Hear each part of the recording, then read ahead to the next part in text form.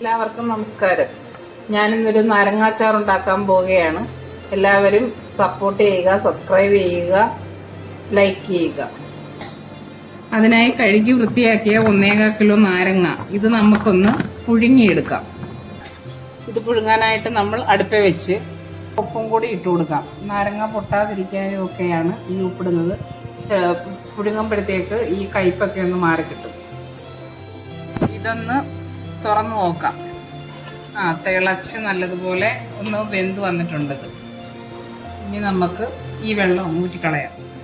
നാരങ്ങ വെന്ത് വന്നിട്ടുണ്ട്. ഇത് നമുക്കിനി ഒന്ന് അരിഞ്ഞെടുക്കാം.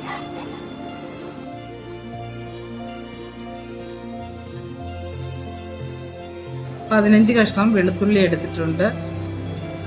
ചെറിയ കഷ്ണം ഇഞ്ചി, 4 പച്ചമുളക്, ആവശ്യത്തിന് കറിവേപ്പില ഒരു തണ്ട്. ഇതെല്ലാം ഒന്ന് അരിഞ്ഞെടുക്കാം. പുഴുങ്ങിയ നാരങ്ങ നമ്മൾ അരിഞ്ഞെടുത്തിട്ടുണ്ട്. അതിനകത്ത് കുറച്ച് ഉപ്പിട്ട് കൊടുക്കാം. 1/2 സ്പൂൺ മഞ്ഞൾപ്പൊടിയും കൂടെ ഇട്ട് കൊടുക്കാം.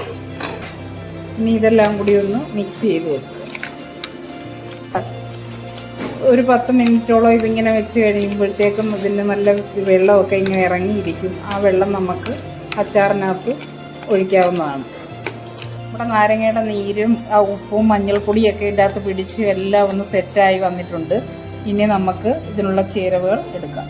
ഞാൻ 4 സ്പൂൺ മുളക് പൊടി, 1/4 ടീസ്പൂൺ ജീരകപ്പൊടി, 1/4 ടീസ്പൂൺ കുരുമുളക് പൊടി, മഞ്ഞൾപ്പൊടി നേരത്തെ നമ്മൾ ഇട്ടിട്ടുണ്ട്, ശകലം കൂടി ഇടുന്നു. ചേരുവകൾ നമുക്കൊന്ന് ചൂടാക്കിയെടുക്കാം.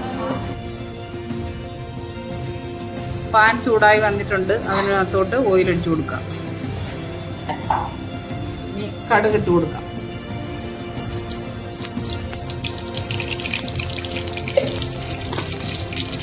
ഇതിലേക്ക് നമ്മൾ വെളുത്തുള്ളി, ഇഞ്ചി, പച്ചമുളക് എല്ലാം ഇട്ട് കൊടുക്കാം.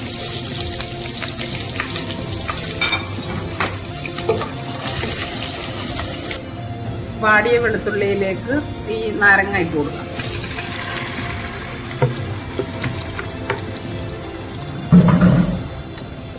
ഇളക്കി കൊടുക്കാം.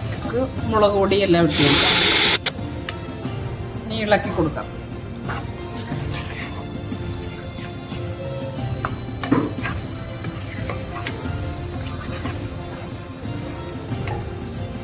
ലോ ഫ്ലെയിമിൽ നന്നായിട്ട് ഇളക്കുക. അതിനുശേഷം കായപ്പൊടി ചേർത്ത് കൊടുക്കുക.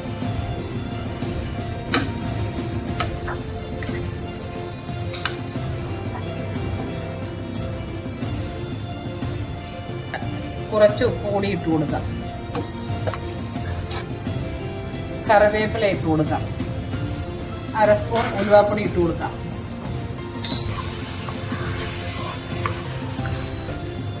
ഫ്ലെയിം ഓഫ് ചെയ്തതിന് ശേഷം അല്പം വിനാഗിരി ഒഴിച്ചു കൊടുക്കാവുന്നതാണ്.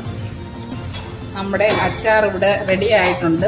എല്ലാവരും ഒന്ന് ട്രൈ ചെയ്ത് നോക്കണം. വിഷു അല്ലേ വരുന്നത്, നമുക്കിതൊക്കെ അന്നാകുമ്പോഴത്തേക്ക് ഉപയോഗിക്കാമല്ലോ.